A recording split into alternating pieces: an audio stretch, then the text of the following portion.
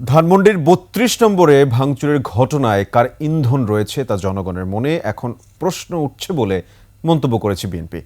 Diploma engineers ইনস্টিটিউটে জাতীয়তাবাদী নাগরিক সমাজের আলোচনা সভায় বিএনপির স্থায়ী কমিটির সদস্য গয়েশ্বরচন্দ্র রায় বলেন, ৩১ দফা কর্মসূচির প্রস্তাব জনগণের কথা মাথায় রেখেই করা, তবে তা বাস্তবায়নে দরকার জনগণের ম্যান্ডেট।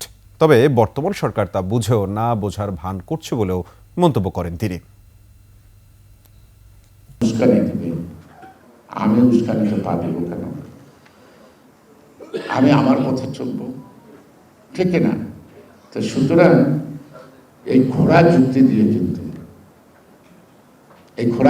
দিয়ে কিন্তু দূষণমুক্ত করা যাবে না। কারা ভাবল সেই বিক্ষুব্ধ জনতা কারা? আইন শৃঙ্খলা বাহিনী কোথায়? এমন একটা ঘটনা বুলডোজার ভাড়া করা হয় বা তার আনুষঙ্গিক যন্ত্রপাতি ভাড়া করা হয়, বাংলাদেশের গোয়েন্দা সংস্থা কি করছে? প্রধান উপদেষ্টা বলার পরও বন্ধ হয়নি বুলডোজার কর্মসূচি। বিপ্লবের নামে সৃষ্টি হচ্ছে নৈরাজ্য, এমন অভিযোগ করে নাগরিক ঐক্য ও গণ অধিকার পরিষদের নেতারা বলছেন, প্রকাশ্যে সহিংসতা কিংবা অভ্যুত্থানের চেতনা বিক্রি করে দল ও দখলবাজি সমর্থনযোগ্য নয়। এদিকে হাইকোর্টের রায়ে সরকারি প্রাথমিক বিদ্যালয়ের সহকারী শিক্ষক পদে নিয়োগ বাতিল হওয়া প্রার্থীদের বিক্ষোভ সমাবেশে লাঠিচার্জ ও জল কামান ব্যবহার করেছে পুলিশ। প্রধান উপদেষ্টার বাসভবন যমুনার সামনে এই ঘটনা ঘটে। আরও জানাচ্ছেন প্রণব চক্রবর্তী।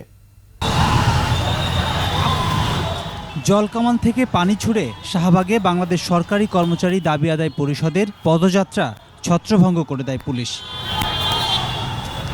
প্রধান উপদেষ্টার বাসভবন যমুনার দিকে পে স্কেল, গ্রেড আর বেতনে বৈষম্য দূর করার দাবিতে ছিল পদযাত্রা ও স্মারকলিপি প্রদান কর্মসূচি, কিন্তু শাহবাগে পুলিশ বাধা দেয়। এ সময় পুলিশের আশ্বাসে সোমবার প্রধান উপদেষ্টার সঙ্গে বৈঠকের ঘোষণায় কর্মসূচি স্থগিত করে আন্দোলনকারীরা। জেনেক্সে শিফট করো, লাইফকে লিফট করো।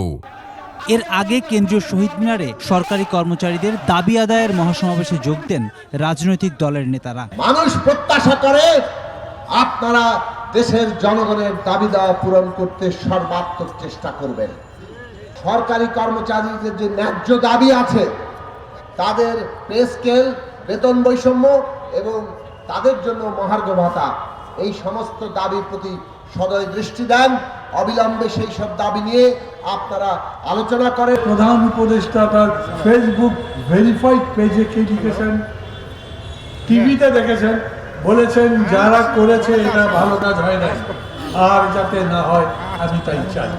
এখন পর্যন্ত কোনো ব্যবস্থা তো নেননি, বরঞ্চ সরকারের বুলডোজারকে ভেঙেছে।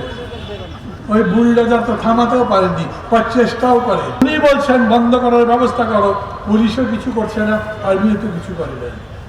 এদিকে হাইকোর্টের রায়ে সরকারি প্রাথমিক বিদ্যালয়ের সহকারী শিক্ষক পদে নিয়োগ বাতিল হওয়া প্রার্থীদের বিক্ষোভ সমাবেশে লাঠিচার্জ ও জলকামান ব্যবহার করে পুলিশ। শুক্রবার বিকেল ৩টার দিকে প্রধান উপদেষ্টার বাসভবন যমুনার সামনে এ ঘটনা ঘটে। এতে বেশ কয়েকজন আহত হন।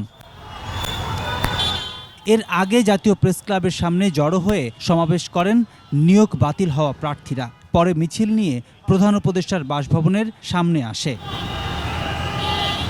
এক পর্যায়ে পুলিশের বাধা ডিঙিয়ে প্রধান উপদেষ্টার বাসভবনের সামনে অবস্থান নিয়ে স্লোগান দিতে থাকেন। তখন পুলিশের সঙ্গে তাদের বাকবিতণ্ডা হয়।